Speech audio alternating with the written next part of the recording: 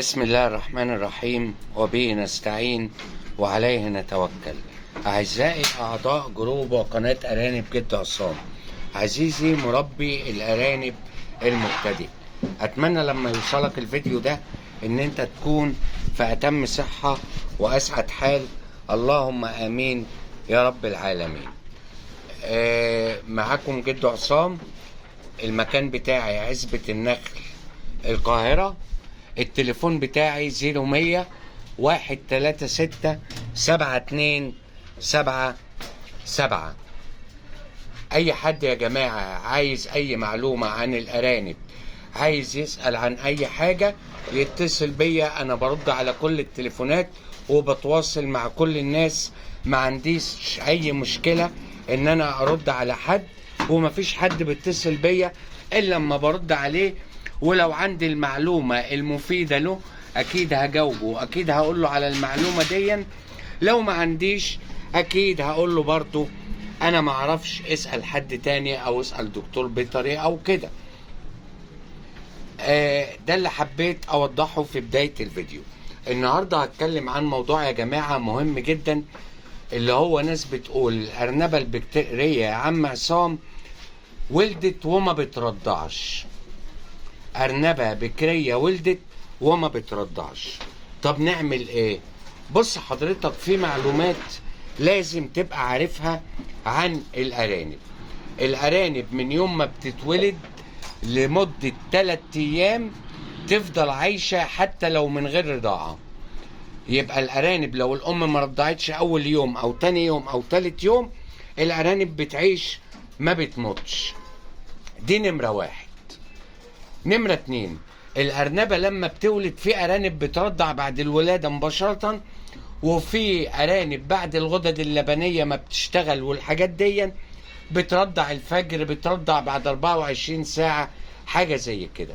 بس أنا عايزك تلاحظ حاجة بالنسبة للأرنبة البكرية.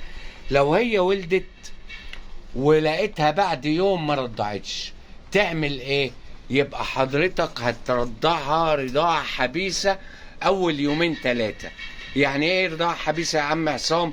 يعني هتدخلها عند الولدة وتسيبها لمدة 10 دقايق او ربع ساعة، هترضع العيال، لان هي ما تعرفش يعني ايه الرضاعة او كده. ممكن في ارانب كتير بتبقى غشيمة، فانت بتدخلها بتعرفها الرضاعة، بترضع مرة في اليوم او مرتين في اليوم.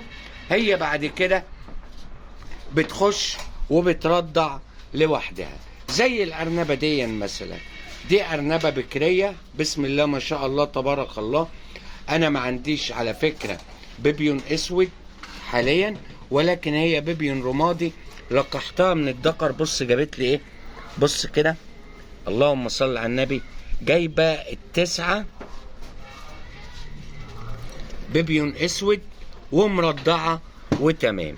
بص كده الجمال والحلاوة أهو. فحضرتك لما الأرنبة ما ترضعش، رضع حبيس، رضع حبيس، ما ترضعش حبيس على طول، لا، انت هترضع حبيس لمدة يوم او يومين على ما هي تاخد على المكان وتعرف المكان بتاع الولدة. وانت بطبيعتك بتشوف الأرنبة رضعت او لا من حجم العيال الصغيرة. دي يا جماعة أرنبة اللي هي ريكس هجين، بنت الأرنبة كيتي، أرانب ريكس هجين. بص كده لما لقحتها من نفس الذكر الهجين اللي زيها، بص كده بسم الله ما شاء الله. بص منظر الأرانب جميلة جدا جدا، أرانب تفرح ومنظرها جميل. دي أرنبة عادية لقحتها من ذكر برضو ريكس هجين، جابت لي الالوان اللي انت شايفها دي كلها، وجايبالي برضو ريكس اهو.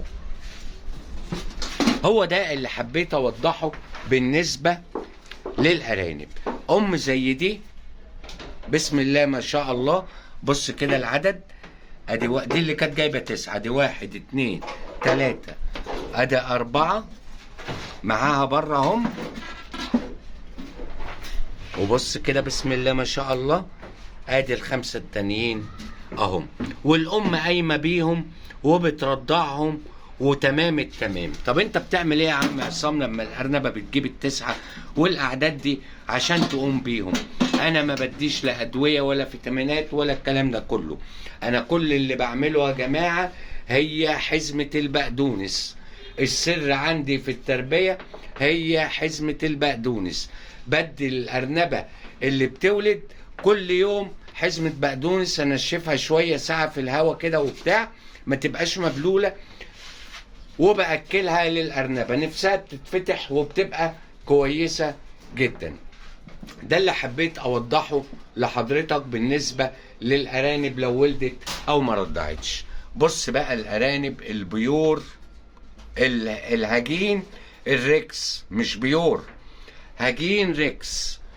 طبعا هي منظرها جميل وشكلها حلو وبتجيب الخلفه بتاعتها بنفس الاشكال دي، ولكن هي ارانب عاديه خالص زيها زي بقيه الارانب.